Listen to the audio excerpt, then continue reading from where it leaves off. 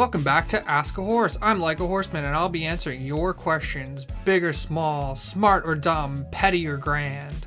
I'll be your guru, your psychopomp, your messiah, every time.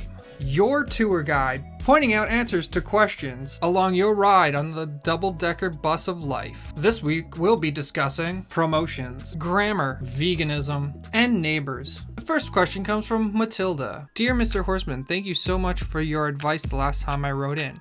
I did exactly what you said. I took an NLP course, read about psychological warfare, and even made one of my underlings cry in front of the whole church. Thanks to your expert advice, I'm now a priestess rank 1 of the Church of the Crispiest. There are 4 ranks before Grand Priestess, and I'm finding that my financial situation is becoming even more dire. Being a crispy priestess has become expensive. What should I do? How can I recuperate my finances? Well, Matilda, I'm glad you took my advice. If more people took my advice, the world would be a better place. I could be some sort of benevolent ruler, like a president. No, that's too formal. Something more like a chancellor. Regardless, I'm glad you've been able to become a crispy priestess or whatever. The next logical step would be to give lessons on NLP. Really milk that certificate for all it's worth. Charge absurd amounts of money, like hundreds of dollars for a week's course. Make sure you keep them coming back for supplementary improvements and new modules. You can keep that going indefinitely, and you'll be able to afford your crispy priestess thingy or whatever.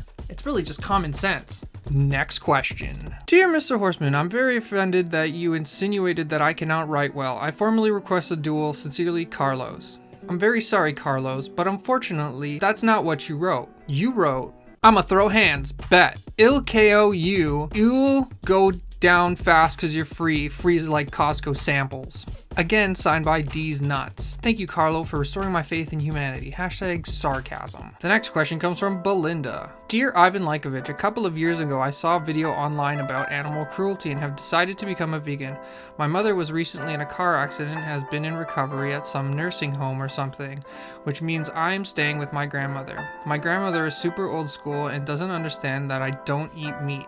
She keeps trying to feed me steaks and chicken legs, but I can't eat because I swore an oath. How do I make her understand? Well, Belinda, my personal preference is to cultivate the animals and prepare them myself. It's just more fun that way. So I'm a bad person to ask. But if I had to answer your question, I would say, to make her understand, you should eat what she gives you. Say thank you, then proceed to make yourself throw up on the table. Do this every time and tell her it tastes just as good coming up as it does going down. Especially the meat. Eventually she'll have to stop forcing you to eat meat. It's foolproof. Next question comes from Laurel.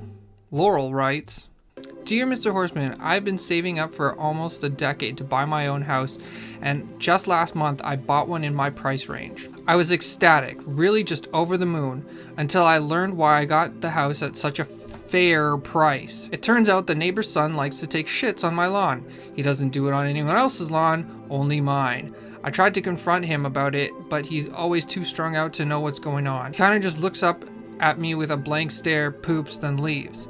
It's very disturbing. I tried to file a suit against him, but his uncle is the sheriff of our town, so he won't do anything about it. I'm at my wit's end. Please, help. Well, Laurel, in my years of giving advice, I've come to learn how to deal with these sorts of things. Actually, this is one of the easier questions to answer. It's simple. Lure your neighbor's son into your house, set up a line of cocaine, get him to snort it, and watch him OD on fentanyl. Wait until night falls, drag his body out into the front lawn where he poops, and plop him down. You'll be doing everyone a favor, and no one would be suspicious because, well, he's a drug addict. And what's the sheriff gonna do? Plus, you'll be able to flip that house for a profit. And finally, a very special letter from Jackie Parducci. She writes, Dear Ivan Lajkovic, fear not the wrath of fools, for they are truly only cowards. I have tasted the taste of sweet wines and the bitter fruits of love and life. Of love, there is no better soma to sup at the table of eternity. My brother Donnie will never accept who I love and how I choose to live my life. I've expatriated some time ago to the mountains in France where I breathe the air of the Olympians and nurture my soul with a brush and canvas. I'm not ashamed of my life, and I have risen above the small-minded fools of yesteryear. Please read this on your show so that everyone will hear it. Tell your Aunt Carol she had awakened my passions that day over the Moose Track ice cream. I will always be grateful. Yours with the goddess, Jackie Parducci. Followed by a link to an art gallery of very tasteful nudes and watercolor vaginas.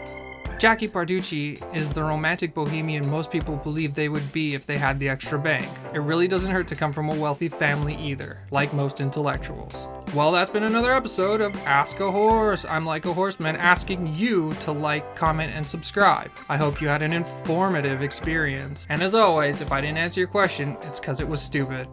Or it wasn't stupid enough. Bye.